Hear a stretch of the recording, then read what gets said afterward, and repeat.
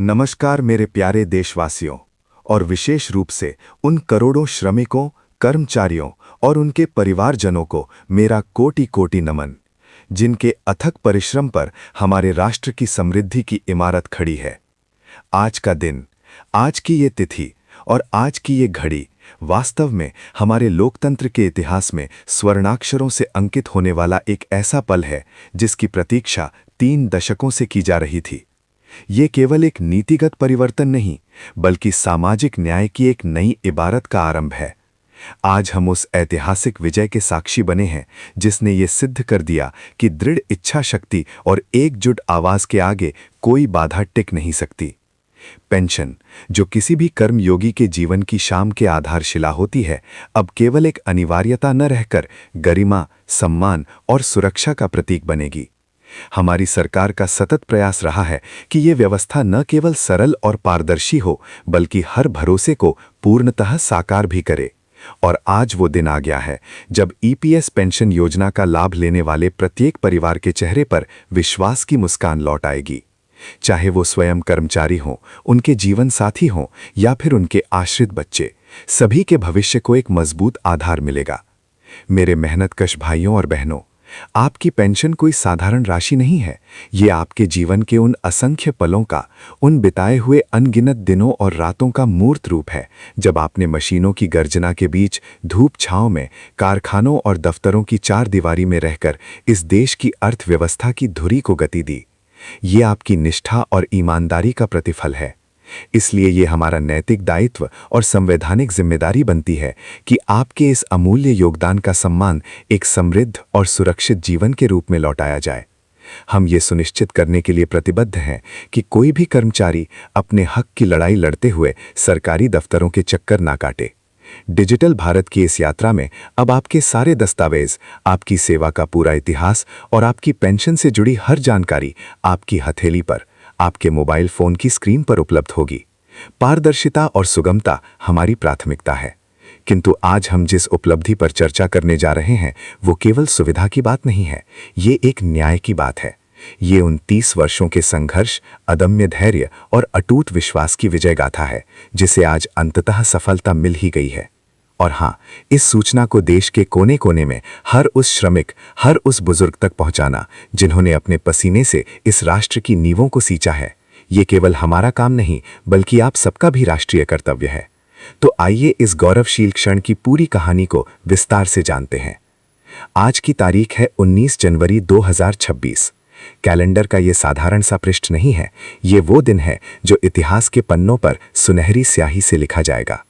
ये वो भोर है जिसकी कल्पना करोड़ों ईपीएस 95 पेंशन धारक अपने जीवन के पिछले 3 दशकों से कर रहे थे। एक ऐसी सुबह जो उनके लिए न्याय, सम्मान और सुरक्षा की गारंटी लेकर आई है। आज उस लंबे और कठिन संघर्ष को एक निर्णायक मोड़ मिल गया है। उस आंदोलन को जिसे दबाने, कुचलने और नजरअंदाज करने की असंख्य कोशिशें हुई, आखिरकार उसकी आवाज सर्वोच्च शिखर तक पहुंच ही गई। वास्तव में ईपीएस 95 यानी एम्प्लॉयज पेंशन स्कीम 1995 से जुड़े करोड़ों पूर्व कर्मचारी आज तक मात्र 1000 रुपए से लेकर 2500 रुपए के नाम मात्र की पेंशन पर अपना जीवन यापन करने को मजबूर थे। एक ऐसी राशि जो आज के महंगाई के इस दौर में किसी व्यक्ति के लिए महज 1 या 2 दिन का खर्च भी पूरा नहीं कर सकती। इन बुजुर्गों की मांग स्पष्ट और न्यायसंगत थी। न्यूनतम पेंशन 7500 रुपए निर्धारित की जाए, महंगाई भत्ता यानी डीए दिया जाए और उन्हें मुफ्त एवं समग्र चिकित्सा सुविधा प्रदान की जाए। ये केवल आंकड़ों की बहस नहीं थी, बल्कि उन मजदूरों के आत्मसम्मान और गरिमापूर्ण जीवन का प्रश्न थी, जिन्होंने अपनी जवानी के सबसे सुनहरे साल इस देश की फैक्ट्रियों, कारखानों और उद्योगों को चलाने में लगा दिए। आज से पहले तक कई ताकतें ये कहती नहीं थकती थीं कि ये मांग केवल एक सपना है, एक खाली पुलाव है। उनका कहना था कि पेंशन को 5500 या 7500 तक पहुंचाना असंभव है, आर्थिक रूप से व्यावहारिक नहीं है। लेकिन साथियों, आज उन सभी संशयवादियों के मुंह पर ताला झड़ गया है। आज की घटनाओं ने यह साबित कर दिया है कि सच्चाई और न्याय के आगे कोई ताकत टिक नहीं सकती। आज उसी पेंशन योजना ने एक ऐतिहासिक छलांग लगाई है और 7500 के आंकड़े को छूने के लिए अपना रास्ता बना लिया है। ये एक निर्णायक मोड़ है, उम्मीदों का एक नया सवेरा है। इस लड़ाई का असली सार और इसकी भावनात्मक तीव्रता को समझने के लिए हमें उन चेहरों को देखना होगा जो इसके पीछे हैं। एक ऐसे बुजुर्ग की कल्पना कीजिए जिसने 40 वर्ष तक किसी स्टील के कारखाने में काम किया, जिसने दिन रात एक करके मशीनों के शोर के बीच धूल और धुएं में अपना स्वास्थ्य गंवाकर देश की औद्योगिक अर्थव्यवस्था के पहिए को चलाया। आज वही बुजुर्ग बीमारी और बढ़ती महंगाई के बीच फंसा है। उसकी पेंशन इतनी नगण्य है कि महीने के पहले हफ्ते में ही खत्म हो जाती है। बाकी के 3 हफ्ते वो अनिश्चितता, चिंता और किसी तरह के गुजारे में बिताता है। क्या यही है उसके परिश्रम का मूल्य? क्या यही है एक सम्मानजनक जीवन? आज का दिन इसी कड़वे सवाल का एक ठोस, न्यायपूर्ण और मानवीय जवाब है। इस ऐतिहासिक परिवर्तन के पीछे एक संगठित, अनवरत और अटूट आंदोलन का बल है। नेशनल एजिटेशन कमेटी यानी NAC और उनके दृढ़ निश्चयी नेता कमांडर अशोक रावत के नेतृत्व में यह आंदोलन एक जन सैलाब में तब्दील हो चुका था। देश के कोने कोने से उत्तर प्रदेश, बिहार, महाराष्ट्र, मध्य प्रदेश, पंजाब, हरियाणा, राजस्थान, हर जगह से पेंशन धारक एकजुट हो रहे थे। उनका संदेश स्पष्ट और दृढ़ था, अब बस हो गया, अब और इंतजार नहीं। उन्होंने 17 और 18 जनवरी को दिल्ली के जंतर मंतर पर एक विशाल और ऐतिहासिक धरना प्रदर्शन करने की घोषणा की थी। लाखों बुजुर्गों के दिल्ली कूच करने की तैयारी ने सत्ता के गलियारों और नीति निर्माण के केंद्रों में हलचल मचा दी। और यहीं से आती है आज की सबसे बड़ी और सबसे महत्वपूर्ण खबर। हमारी विशेष सूत्रों से प्राप्त जानकारी के अनुसार इस जन आक्रोश और ऐतिहासिक आंदोलन की गंभीरता को देखते हुए केंद्र सरकार ने तत्काल पहल करने का फैसला किया। ये खबर महाराष्ट्र के बुल्ढाना शहर से आ रही है, जहां नेशनल एजिटेशन कमेटी का मुख्यालय स्थित है। बताया जा रहा है कि स्वयं केंद्रीय श्रम एवं रोजगार मंत्री श्री मनसुख मांडविया ने NAC के नेता कमांडर अशोक रावत से सीधी वार्ता के लिए बुल्ढाना पहुंचने का कार्यक्रम बनाया था।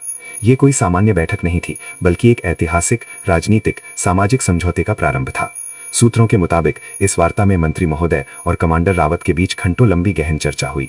कमांडर रावत ने पेंशन धारकों के दर्द, उनकी व्यवस्था और उनकी न्यायोचित मांगों को अत्यंत मार्मिक और तथ्यपूर्ण ढंग से रखा। उन्होंने स्पष्ट किया कि यह आंदोलन अब आमने सामने की लड़ाई बन चुका है और पेंशन धारकों का सब्र का बांध टूट चुका है। जंतर मंतर पर होने वाला विशाल जन सैलाब इसका प्रमाण होगा। इस गंभीरता को समझते हुए श्रम मंत्री ने पेंशन धारकों की पीड़ा को संभारी के बाद ही स्वीकार किया और एक ठोस समाधान का आश्वासन दिया। सबसे महत्वपूर्ण बात यह रही कि इस बैठक में पहली बार औपचारिक रूप से स्वीकार किया गया कि EPS 95 पेंशन धारकों के लिए न्यूनतम पेंशन 7,500 निर्धारित करने पर सैद्धांतिक सहमति बन गई है। ये एक ऐतिहासिक घोषणा है। इसके साथ ही महंगाई भत्ते यानी DA को पेंशन से जोड़ने और एक समग्र मुफ्त चिकित्सा बीमा योजना प्रदान करने पर भी गहन विचार विमर्श हुआ और इन पर सकारात्मक प्रगति दर्ज की गई। एक और महत्वपूर्ण मुद्दा जो अक्सर भ्रम पैदा करता था, वो था पेंशन की उम्र सीमा और पात्रता को लेकर। इस बैठक में यह स्पष्ट किया गया कि योजना के सभी पात्र लाभार्थियों को बिना किसी भेदभाव के उनका पूरा हक दिया जाएगा। यानी जो भी कर्मचारी EPS 95 के तहत पंजीकृत है और पात्रता शर्तों को पूरा करता है, उसे ये बढ़ी हुई पेंशन राशि प्राप्त होगी। ये वार्ता इतनी सकारात्मक और निर्णायक रही कि इसके परिणाम स्वरूप नेशनल एजिटेशन कमेटी ने 17 और 18 जनवरी को होने वाले दिल्ली कूच और जंतर मंतर के विरोध प्रदर्शन को स्थगित करने का फैसला लिया। ये निर्णय सरकार द्वारा दिए गए ठोस आश्वासनों और त्वरित कार्रवाई के विश्वास के आधार पर लिया गया। कमांडर अशोक रावत ने सभी पेंशन धारकों से अपील की कि वे शांतिपूर्ण बने रहें और आने वाले दिनों में आधिकारिक अधिसूचना का इंतजार करें। साथियों, ये केवल एक बैठक का नतीजा नहीं है, ये तो वो चिंगारी है जो 3 दशक के संघर्ष की लकड़ियों को जलाकर एक विशाल मशाल बन गई है। इस सफलता के पीछे हर उस पेंशन धारक का आंसू, हर उस परिवार का संघर्ष और हर उस ट्रेड यूनियन कार्यकर्ता का परिश्रम शामिल है जो सड़कों से लेकर संसद तक इस आवाज़ को पहुंचाने में जुटा रहा। नेशनल एजिटेशन कमेटी की भूमिका इसमें अतुलनीय रही है। उन्होंने न केवल इस मुद्दे को राष्ट्रीय एजेंडे पर केंद्रीय स्थान दिलाया, बल्कि करोड़ों बुजुर्गों को एक सूत्र में पिरोकर एक अजेय शक्ति बना दिया। अब सवाल उठता है, आगे क्या? सूत्रों से मिली जानकारी के अनुसार श्रम मंत्रालय ने इस संबंध में एक अधिसूचना जारी करने की प्रक्रिया तेज कर दी है। वित्त मंत्रालय से आवश्यक स्वीकृति प्राप्त करने के बाद जल्द ही इसे अंतिम रूप दे दिया जाएगा। संभावना है कि आने वाले कुछ हफ्तों में ही इस ऐतिहासिक निर्णय की औपचारिक घोषणा हो जाएगी। इसके बाद पेंशन फंड संगठन यानी EPFO की व्यवस्था को इस नए पेंशन ढांचे के अनुसार ढाला जाएगा, ताकि बिना किसी देरी के बढ़ी हुई राशि पेंशन धारकों के खातों में पहुंचने लगे। इस पूरे विकास का एक गहरा राजनीतिक और सामाजिक पहलू भी है। ये साबित करता है कि लोकतंत्र में जनता की एकजुट आवाज़ सर्वोच्च होती है।